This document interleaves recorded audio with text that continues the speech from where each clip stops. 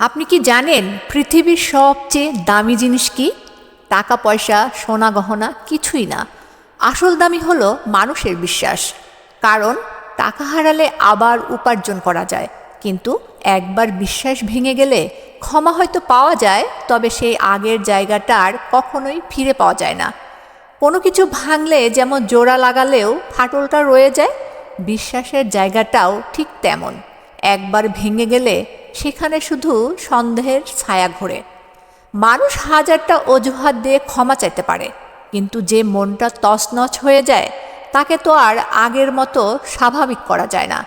তাই কাউকে মিথ্যে আশ্বাসে বাঁধিও না, কারণ একটা মানুষ যখন আপনার উপর থেকে সব বিশ্বাস হারিয়ে ফেলে তখন সে আর রাগ করে না, চুপচাপ নীরব হয়ে যায়।